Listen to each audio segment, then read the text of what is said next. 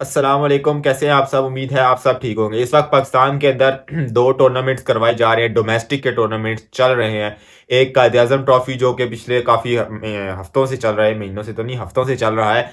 और अभी स्टार्ट किया गया है champions cup T20। Champions cup ODI तो हमने देखा था, जो कि मतलब बहुत अच्छा गया था, सुपर हिट कह सकते हो पाकिस्तान के डोमेस्टिक टूर्नामेंट्स में से पीएसएल के बाद। तो बहुत अच्छा और कामयाब टूर्नामेंट वो गुजरा। उसके बाद चैंपियंस कप T20 करवाया जा रहा है, जिसका कल पहला मैच था, कल 2 मैच खेले गए, आज भी एक मैच था। तो जो कायद आज़म ट्रॉफी है उसको रोक दिया गया है। 25 तारीख को चैंपियंस कप T20 का लास्ट मैच है, फाइनल। उसके बाद 27 तारीख से कायद आज़म ट्रॉफी के बाकी मैचेस स्टार्ट होंगे। मेरा ख्याल है 2 मैचेस रहते हैं या 3 मैचेस कायद आज़म ट्रॉफी के रहते हैं, तो वो ऑनवर्ड चलेंगे।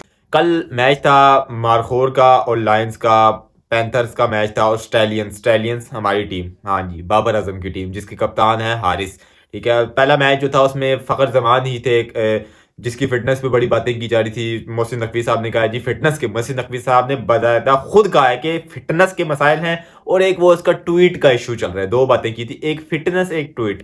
ठीक है, ट्वीट आप पे डिपेंड करता है जो भी, फिटनेस तो उसकी कोई भी नहीं है।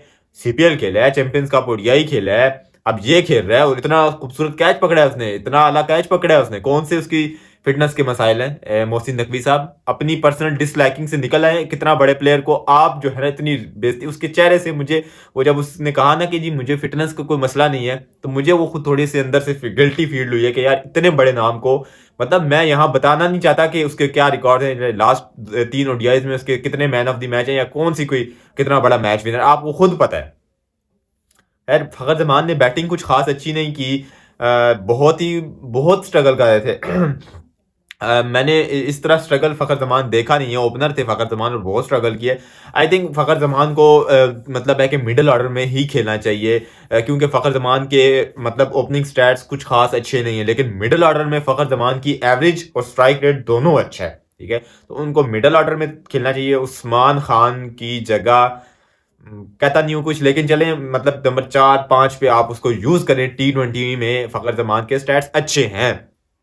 उसके बाद हारिस ने 57 किए 37 बॉल्स के ऊपर। ये मैच उनको थोड़ा सा उनकी फॉर्म को बूस्ट अप देगा, और मैं चाहता हूं कि वो कंसिस्टेंट इस पूरे टूर्नामेंट के अंदर रन्स करें, क्योंकि जिस तरह की वो क्रिकेट खेल रहे हैं ना, तो मुझे खुद मतलब मुंह छुपाने के जो है ना दिल कर रहा है कि एज अ फैन मतलब मुझे वो पसंद है। मैं हमेशा कहता हूँ कि साइम अयूब नंबर 1 पे रखता हूँ और दूसरे नंबर पे हारिस, तो मैं इनका फैन हूँ, तो मेरा दिल कर रहा है कि मैं मुंह छुपाऊं।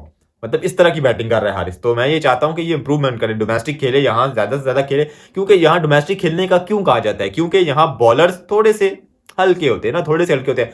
आप कोशिश करते हैं कि उनके अगेंस्ट अपनी वीकनेस को इंप्रूव कर लें, क्योंकि आपको स्टार्क तो नहीं ना फेस करना डोमेस्टिक में। आप धानी को फेस करोगे, XYZ, with all due respect to him, लेकिन वो मतलब उस तरह की क्वालिटी तो नहीं होती ना। तो आप वहां से अपनी गलतियां इंप्रूव करते हो, जो जो गलतियां कर रहे होते हो इन नेट भी आप थोड़ी इंप्रूव कर देते हो, लेकिन मैच के अंदर आप ज्यादा इंप्रूव करते हो। ठीक है, तो इंप्रूव अगर डोमेस्टिक खेलोगे ना, तो वहां आपको क्वालिटी के बॉलर्स नहीं मिलेंगे, तो आपकी इंप्रूवमेंट के चांसेस ज्यादा होंगे। इसलिए मैं कहता हूं डोमेस्टिक खेलो, साइम को भी कहा डोमेस्टिक खेलो। अच्छा, साइम की जो फॉर्म आई है ना, वो आपकी क्या राय है? लेकिन मुझे ऐसे लगता है कि वो चैंपियंस कप जो हुआ था ना ओडीआई, उसमें साइम अयूब ने 158 का जो नॉक खेला था, उससे बड़ी उसको कॉन्फिडेंस मिला होगा, क्योंकि साइम जितना टाइम क्रीज पे बिताएगा वो उसके लिए बेहतर है, हारिस जितना टाइम क्रीज पे बिताएगा वो उसके लिए बेहतर है। मुझे ऐसे लगता है कि वो नॉक ने साइम को बड़ी हेल्प की है, 158 जो खेला था। खैर, बैक टू हारिस। हारिस इस तरह के 50 तो कर ही रहे थे, लेकिन वो कंसिस्टेंट रन हारिस की तरफ से आ नहीं रहे। अगर एलपीएल का सीजन देखे तो हारिस ने 1-2 50 किए हैं, उसके अलावा 30-20, चूंकि 30 और 20 भी अच्छे थे, स्ट्राइक रेट अच्छा था, लेकिन 30 और 20 से आप हारिस को बड़ी इनिंग्स खेलनी है। 50 एटलीस्ट आपने करना है। चलो 100 आप फिर कहते हो नहीं हो रहा, लेकिन 50 आपने एटलीस्ट करता है, कंसिस्टेंट रन करने। आप पे बातें टीम पे अभी लाने की बातें की जा रही है, अभी तो कुछ खास फॉर्म है नहीं, लेकिन साइम अयूब चलो पीएसएल में परफॉर्मेंस दे रहा था, तब उस पर बातें हो रही थी कि यार उसको टीम में लेके आप, मतलब क्या स्टैट्स हैं? आप स्टैट्स अपने थोड़े से बेहतर करो, परफॉर्मेंस दो जहां खेल रहे हो, ताकि आपकी जो है ना आवाज, मैं खुद चुप चुप हो गया हूँ। ठीक है, मैंने वर्ल्ड कप में नाम नहीं लेकर मैं चुप होगा, क्योंकि आपकी परफॉर्मेंस सामने आ गई है।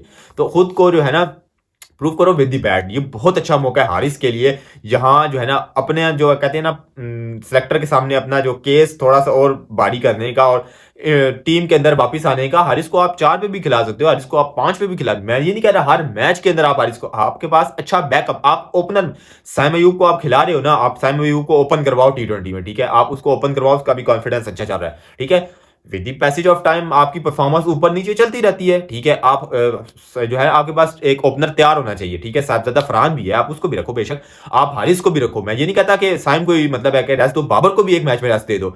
मतलब लास्ट T20 मैच है, 2 जीते हुए, तो एक में फिर साइम और हारिस से ओपनिंग करवा रहे हो, तो आप अपने बैकअप ऐसे रखो। हारिस को आप नजरों में रखो, हारिस को कभी भी ना जाने।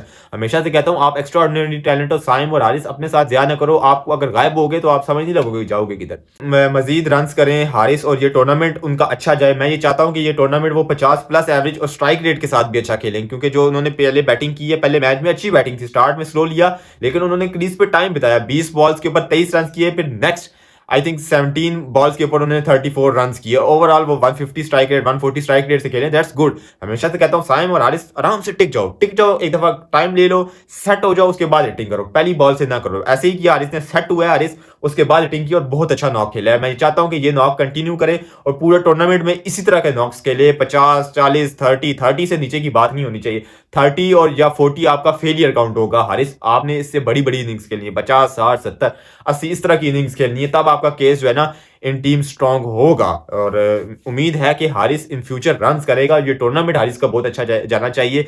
मतलब मेरी सारी नज़र हारिस के ऊपर है कि वो ये टूर्नामेंट किस तरह गुजारता है, क्योंकि मतलब बहुत बड़ा और बहुत एक सरमाया है, बहुत रेयर टैलेंट है वो हारिस और साइम दोनों पे। हारिस साइम तो आज ग्रूम कर रहा है माशाल्लाह, लेकिन हारिस पे आप मेरी नज़र है कि वो इंशाल्लाह इस टूर्नामेंट से ग्रूम होगा, पॉलिश होगा और वो कुछ रन करने की तरफ ध्यान देगा। तब तक के लिए अपना और अपनी फैमिली का ध्यान रखिएगा। फी अमान अल्लाह।